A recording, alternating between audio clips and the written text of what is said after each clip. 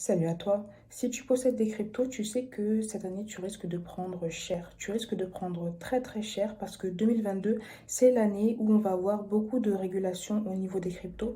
On va en parler aujourd'hui. On va également parler de Grayscale. Alors, Grayscale, c'est un fonds d'investissement qui gère plus de 40 milliards de dollars d'actifs numériques. Donc tu vois que c'est pas du tout des petits joueurs.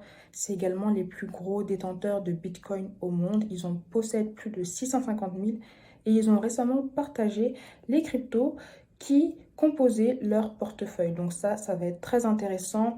On va également voir dans quels projets investissent les fonds crypto parce que voir justement les projets dans lesquels ces fonds investissent est une bonne manière de dénicher des projets qui pourraient avoir un potentiel fois 100 voire plus. Parce que tu sais que quand des fonds crypto investissent des dizaines de millions de dollars dans un projet, c'est pas pour faire un fois 2, c'est pas pour faire un fois 3, c'est pour faire un fois 10, fois 25, fois 50, fois 100, tu vois ce que je veux dire. Donc on va voir ça ensemble.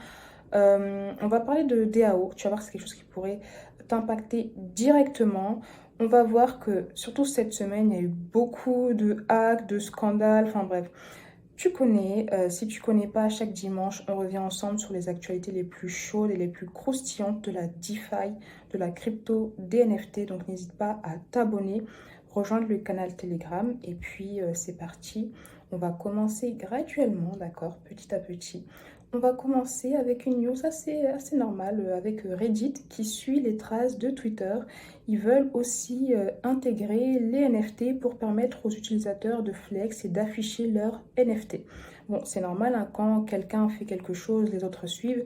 D'ailleurs, c'est pareil pour YouTube. YouTube réfléchissent également à intégrer les NFT pour permettre aux créateurs de contenu de pouvoir créer des NFT. La CEO de YouTube a dit qu'elle voit vraiment l'engouement qu'il y a autour des NFT et des DAO, notamment dans le fait de pouvoir créer une communauté. Et personnellement, je pense que trop de NFT tue les NFT. Je t'en parlerai tout à l'heure. Mais dans cette démarche que YouTube fait, je vois aussi euh, une menace. En fait, YouTube se sent menacé parce que malgré l'engouement qu'il y a autour des NFT, malgré la volonté de YouTube de flirter avec le Web 3.0, il pourra flirter, mais il ne pourra pas être une entreprise native du Web 3.0. Et ça risque d'être un gros désavantage. Et la preuve en est qu'il y a le Head of Gaming, donc celui qui gérait tout ce qui était relié aux jeux vidéo sur YouTube, a quitté son poste à YouTube pour rejoindre Polygon et devenir le CEO de Polygon Studio. Donc c'est un peu une bad news pour YouTube, mais une très bonne nouvelle pour Polygon. On va voir ce qu'il va faire, hein. On s'attend à quelque chose de très très beau. Dans tous les cas, on est là, on va suivre tout ça. Je vais te parler de régulation. Il y a dans plusieurs pays, c'est passé certaines choses. On va commencer par les US. En fait, il y a l'administration Biden qui veut réguler les cryptos, mais on voit que c'est pas dans une optique de les interdire, mais plus dans une optique de les utiliser à meilleur escient avec plus de sécurité. Ils sont conscients du potentiel technologique, de l'innovation non négligeable que l'écosystème crypto apporte, mais ils veulent limiter les problèmes, notamment liés aux activités illicites. Ils devraient faire une annonce de leur plan, ou en tout cas quelque chose en février, donc affaire à suivre. J'espère que ce sera positif, ça doit être positif, mais bon, on n'est pas à l'abri de nos surprises, donc voilà. On va parler de la Russie. Alors la Russie, en fait, ça me fait rire, mais je t'explique. Il y a la banque russe, la Banque nationale russe, qui s'est clairement dit être contre les cryptos. Elle voulait mettre en place des mesures visant à restreindre ou bannir les activités reliées aux cryptos comme le mining, mais Poutine, il est arrivé, il a dit niet. Il s'est opposé à cela parce qu'en fait, Poutine, il est plutôt favorable aux cryptos. Il a même dit que la Russie avait un avantage comparatif au minage de crypto. Et c'est notamment dû au fait que le prix de l'électricité en Russie est assez faible comparé à d'autres pays. Donc on va voir qui va gagner entre la Banque nationale russe et Poutine. Affaire à suivre. J'ai déjà ma petite idée, n'hésite pas à me dire ce que tu en penses. On va parler de la France maintenant. Il va aussi se passer des choses dans les prochaines semaines ou les prochains mois parce qu'il y a le fondateur de Ledger qui a sur Twitter invité les politiques à échanger sur les questions, les enjeux autour de la crypto et de la cybersécurité. Il y a déjà deux personnes qui ont répondu présentes. Éric Zemmour et Gaspard Koenig. Donc avec Éric Zemmour, je pense que ça risque de faire du bruit. On va voir ce qu'ils vont faire. Affaire à suivre. Maintenant, je vais te parler d'un concurrent de Ledger. Donc, Ledger, c'est un cold wallet qui permet de sécuriser tes cryptos de la manière la plus optimale, enfin, une manière beaucoup plus sûre que uniquement avoir tes cryptos sur Internet, sur un compte MetaMask, par exemple. Et il y a le concurrent de Ledger, Trezor, qui a réussi à se faire hacker. Je t'explique. En fait, il y a des personnes qui avaient investi l'équivalent de 50 millions de Theta en 2018 qu'ils avaient mis sur leur trésor. Et là, ils ont vu que leur investissement s'était transformé en 2 millions de dollars. Donc, ils ont tout naturellement voulu récupérer leur crypto. Le problème, c'est qu'ils avaient perdu leur mot de passe. Donc, ce qu'ils ont fait, c'est qu'ils ont demandé à un hacker de les aider à accéder à leurs fonds sur la Trésor, en contrepartie, bien sûr, d'une récompense attrayante. Pardon. Et il y a un hacker qui s'est mis sur le sujet. Il a galéré, il a charbonné pendant 12 semaines sans succès, mais après, il a réussi à exploiter un bug et récupérer l'accès au cold wallet. Donc, c'est bien pour les personnes qui ont récupéré leurs fonds, mais après, ça a fait un peu peur aux personnes qui possèdent un trésor, parce qu'on se dit, donc ça veut dire que n'importe qui peut réussir à hacker notre wallet. Ce à quoi Trésor s'est exprimé en disant que le bug exploité par le hacker avait déjà été corrigé dans les nouvelles versions. Donc, les personnes n'avaient pas mis à jour leur trésor depuis 2018, mais entre-temps, il y a des nouvelles mises à jour qui ont été faites. Donc, ce bug-là n'est plus présent. Ce qui est bien dans ce type d'entreprise, c'est qu'elles évoluent leur sécurité au cours du temps. Donc, on s'imagine que la sécurité de Trésor est beaucoup plus élevée qu'en 2018. Là, on va parler de Binance. Binance, là, j'ai deux nouvelles, une bonne et une mauvaise. Je commence par la bonne. La bonne, c'est qu'ils sont sponsors de l'équipe de foot nationale d'Argentine pour 5 ans. On voit qu'ils aiment bien faire des partenariats avec les équipes de foot. Félicitations à eux. La mauvaise, c'est qu'il y a Reuters qui a fait une enquête sur Binance. Ils ont trouvé des trucs un peu chelous. En fait, ils ont vu que Binance n'était pas forcément réglo. En fait, ils étaient très laxistes sur tout ce qui était blanchiment d'argent. En gros, le blanchiment d'argent, c'est pas leur priorité. Ils laissent passer. C'était un peu ce qui était ressorti de l'enquête de Reuters. Binance a bien sûr répondu. Ils ont dit que déjà les régulations étaient encore floues, donc on ne sait pas exactement quelles sont les initiatives qu'il faut mettre en place. Et ça, c'est un peu vrai dans le sens où comme la crypto est en train d'être régulée, et même on voit que les régulateurs, parfois, ils changent d'avis. Donc c'est un argument que je peux en tout cas personnellement comprendre. Il y a également CZ qui a tweeté en disant qu'il disait juste ça en fait pour rien, en fait, pour nous tirer vers le bas, tout simplement, comme ce que des journalistes peuvent faire. Donc, il a dit que les accusations étaient infondées. À voir. En tout cas, il y a un fait qu'on peut quand même constater, c'est que Binance a perdu de son rayonnement. Avant, ils étaient vraiment, on parlait beaucoup d'eux en bien, mais là, on a l'impression qu'ils perdent un peu en popularité. On va voir ce qu'ils vont nous réserver pour l'avenir. Là, on va parler de leurs concurrents qui ont fait un partenariat que je trouve très honorable. En fait, ils ont fait un partenariat avec la fondation de LeBron James pour offrir des cours de Web3 et de blockchain à des étudiants défavorisés de la région d'Akron en Ohio. Et je trouve ça magnifique parce que tu vois, de manière générale, en fait, quand tu partages ton savoir, le savoir, c'est une des rares choses qui se renforce et se multiplie quand tu le partages. Et ce qui est bien, c'est que là, ils vont pouvoir enseigner les fondamentaux de la blockchain et l'innovation qu'il y a derrière la blockchain et les opportunités à des étudiants qui, après, vont pouvoir construire des nouvelles entreprises de demain. Donc, c'est très, très beau à voir comment ça va se mettre en place. Maintenant, je vais te partager quelques levées de fonds. Tu les vois s'afficher. Alors, on ne va pas rentrer dans tous les projets. Je t'invite vraiment à être dur de ton côté. Moi, ce que j'aime bien faire, c'est regarder en fait les projets qui lèvent beaucoup de fonds. Et puis, s'ils m'intéressent, je creuse en regardant le white paper et puis en faisant toutes les étapes. J'avais fait une vidéo où je te dis comment gérer un projet. Et puis, sinon, ce que j'aime bien faire rapidement, c'est m'abonner à leur compte Twitter. Comme ça, je suis l'actualité. Mais encore une fois, dis-toi que quand des fonds crypto investissent dans un projet, c'est pas pour faire du x2, c'est pour faire des très très gros multiples. Ils peuvent se tromper, mais voilà. Là, je voulais juste te parler de SuperDAO. Donc SuperDAO, ils ont levé 10,5 millions de dollars. Et avant ça, j'aimerais qu'on voit ensemble ce qu'est une DAO. En fait, je vois vraiment la DAO comme l'entreprise dans le web 3.0. Le problème avec les entreprises actuelles, c'est que c'est basé sur une hiérarchie. tu as le CEO, tu as le COMEX, après tu as tous les gens qui sont en dessous. Et quand il y a des décisions sur l'avenir de l'entreprise, elles se font dans le COMEX. Et après, les gens qui sont en dessous, nous, hein, très concrètement, on va appeler un chat, on compose avec. Alors que dans la DAO, c'est différent. Dans les DAO, chaque personne qui contribue à la DAO a un pouvoir de décision sur les évolutions de l'entreprise. Donc quand une DAO se crée, elle crée également son token de gouvernance et toutes les personnes qui possèdent le token de gouvernance peuvent être acteurs du développement de l'entreprise, donc de la DAO en fait, du projet, tout simplement. Et donc ce qu'il va faire, c'est que pour chaque décision de développement, on va les soumettre, on va faire un vote et toute la communauté qui possède le token de gouvernance pourra voter. C'est comme ça qu'on va décider comment va évoluer la DAO. Et on peut créer une DAO pour n'importe quoi, pour les fans de cuisine, d'équitation, de sport, et ça qui est magnifique. Et Super DAO, c'est un projet qui vise à rendre la création de DAO beaucoup plus simple.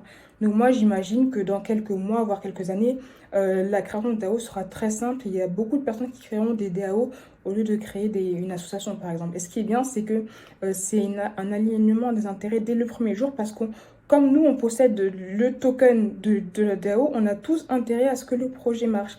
Et le fondateur de SuperDAO avait même dit que, en fait, la DAO, c'est une entreprise avec un compte en banque commun parce que c'est vrai que c'est basé sur la blockchain. Donc, tout ce qui est sur la blockchain est transparent, donc accessible à tout le monde. Et là, maintenant, j'ai envie de te parler de Wonderland. Donc, Wonderland, c'est un projet qui est gouverné par une DAO. Et il y a eu un problème, il y a un scandale sur ce projet-là. En fait, il y a quelqu'un qui est parti avec l'équivalent de 8 millions de dollars du token Time. Donc, Time, c'est le token de la DAO. Donc, il y a des investisseurs qui ont perdu énormément d'argent. Il faut savoir que Wonderland est un projet qui a été fondé par des personnes dont la plupart étaient anonymes et une personne qui était assez connue sur les réseaux sociaux et une autre qui s'appelait Sifu. Donc, Sifu, il était en charge des finances et cette personne a été accusée d'être partie avec la caisse. Et l'identité de Sifu a été révélée et il s'est avéré que c'était un criminel qui avait déjà fait la prison auparavant pour plusieurs arnaques digitales, notamment la fraude à la carte de crédit. Il avait également créé un échange de crypto qui était assez connu en 2019, qui s'est avéré être un scam. Et la question suite à cela, c'est que faire? Est-ce qu'on garde Sifu? Est-ce qu'on le vire du projet? Et pour décider, on a posé cette question à la communauté et donc toutes les personnes qui possédaient du token Time ont pu décider, puis elles ont décidé, enfin la plupart a voulu que Sifu soit écarté du projet, donc ce qui a été fait.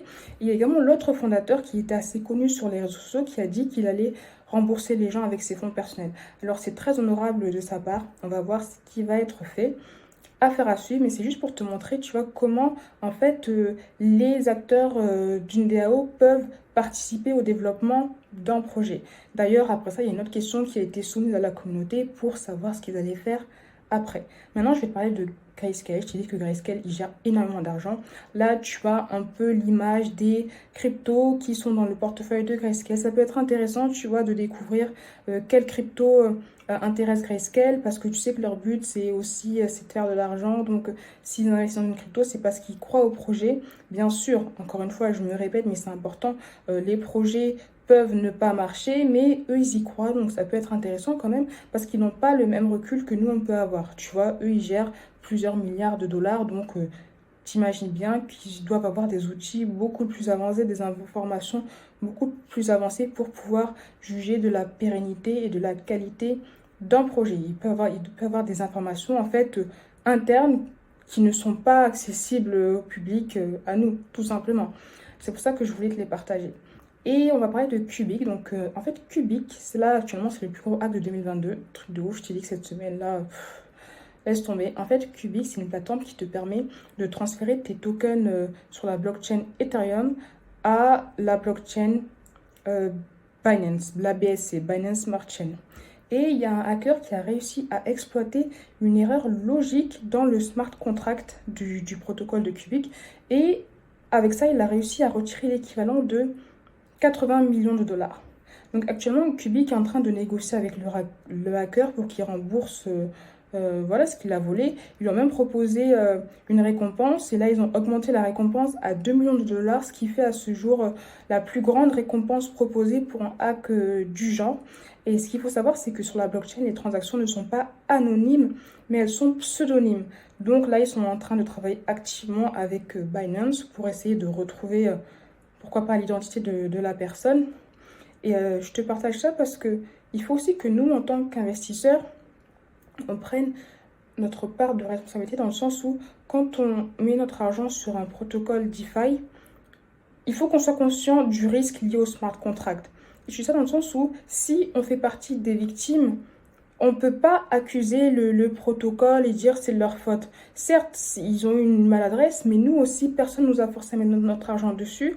Et c'est pour ça que faut penser qu'il y a un risque. Donc c'est pour ça qu'il ne faut jamais mettre plus que ce que tu n'es prêt à perdre. Et comment analyser la situation? Il faut vraiment voir quelle est l'attitude des fondateurs du protocole ou des gens qui gèrent le protocole. Est-ce qu'ils sont là en mode, ben voilà, on a perdu des sous, désolé pour vous, tant pis. Ou est-ce qu'ils sont en train de trouver activement une solution. Et ce qui est bien avec Cubic, c'est qu'on voit, tu vois, déjà qu'ils sont transparents, ils sont pas en train de se cacher, ils restent présents sur Twitter, ils partagent vraiment ce qu'ils mettent en place pour essayer de retrouver leurs fonds. Et ça, c'est quand même honorable de leur part. Et je voulais juste te partager ça. N'hésite pas à me dire ce que tu en penses. Là, on va revenir sur une actualité un peu plus joyeuse ou je sais même pas le mot, je vais te dire, tu vas me dire ce que tu en penses. Il y a Elon Musk, notre ami Elon, qui a tweeté, il a dit qu'il mangerait un Happy Meal à la télé si McDo acceptait le Dogecoin.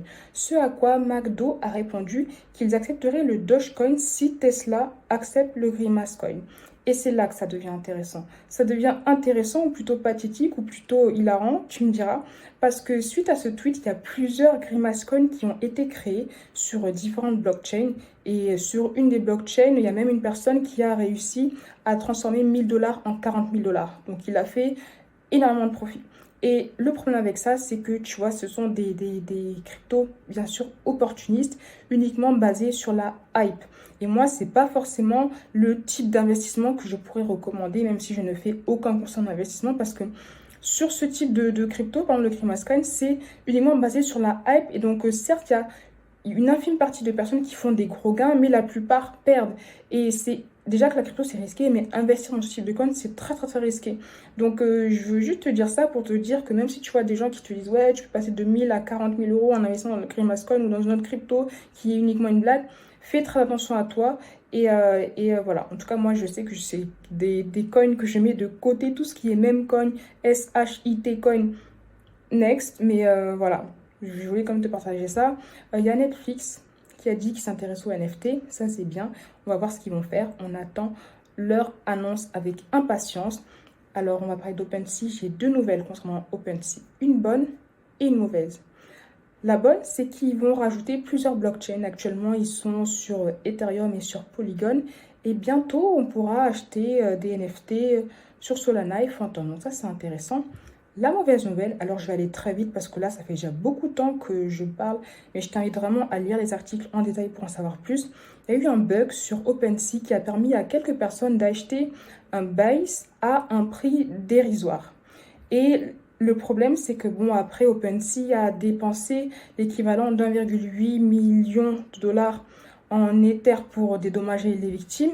Mais je ne sais pas si les victimes sont contentes parce qu'il y a une autre nouvelle aussi, c'est que l'engouement autour des bases est toujours là et limite, elle a atteint un niveau record parce qu'il y a Justin Bieber qui a acheté un base pour 500 Ether qui équivaut à 1,3 million de dollars. Donc tout ce qui se passe autour des NFT, c'est fou, mais je vais revenir sur ça tout à l'heure. Là, je vais juste terminer avec quelques réflexions de CEO qui peuvent être intéressantes et qui peuvent nourrir notre propre réflexion. Déjà, c'est le CEO de Apple qui a dit qu'il voit beaucoup de potentiel dans les métaverses. Eux, ils ont beaucoup d'applications reliées à la VR, la réalité augmentée, pardon, je cherche mes mots, et qui sont en train d'investir en conséquence. Ils ont fait aucune annonce officielle reliée au métaverse ou à ce qu'ils pourraient faire, mais on voit qu'ils regardent, ils observent cette technologie, son évolution, ils prennent leur temps. Et moi, je pense que quand ils vont annoncer quelque chose, ils vont annoncer quelque chose de très très lourd, selon moi. Et là, je voulais te parler aussi d'LVMH. Donc il y a Bernard Arnault Bernard Arnault, qui a dit qu'il comprend et voit aussi l'intérêt des métaverses, il voit qu'il y a un futur pour les marques. Pareil pour les NFT, il y a du profit à se faire, il faut juste faire les choses correctement. Et lui, son but, c'est pas de vendre des sneakers virtuels à 10 euros, ça ne l'intéresse pas. Il a également mis en garde face à la bulle spéculative qu'il y a justement autour des NFT, parce que la plupart n'auront aucune valeur sur le long terme. Et ce qu'on voit actuellement, c'est un peu comme toutes les promesses des entreprises au début de la bulle Internet. C'est pour ça qu'il faut faire très attention. Et moi, je partage vraiment son point de vue. J'adore vraiment tout ce qui se passe autour des NFT. Personnellement, je n'ai encore jamais acheté un NFT. Je me contente de récupérer les NFT que je peux avoir gratuitement. D'ailleurs, j'avais fait une vidéo où je te disais comment récupérer. Si tu veux avoir des NFT gratuits, n'hésite pas à regarder ma vidéo, je la mettrai en description. Et actuellement, même s'il y a quelques NFT qui ont vraiment une utilité, la plupart, on va pas se mentir, c'est de la spéculation. La plupart des business models, en fait, c'est que tu viens, tu essaies d'avoir ton accès à la whitelist qui te permettra de minter un NFT. Donc, minter un NFT, pour faire très simple, c'est acheter un NFT sur le marché premier, être le premier à acheter ton NFT. Et puis après, tu revends ton NFT sur le marché secondaire. Et ça, on appelle ça faire un flip de NFT. Donc, et les gens, en fait, ils gagnent de l'argent parce qu'ils font une plus-value entre le prix d'achat et le prix de revente. Mais le problème, c'est que comme il y a de plus en plus de collections qui se créent, il y a également beaucoup qui perdent en valeur au cours du temps. Donc, il y a beaucoup de personnes qui croient pouvoir faire une plus-value, mais qui se rendent compte qu'elles ont minté un NFT qui n'avait finalement aucune valeur.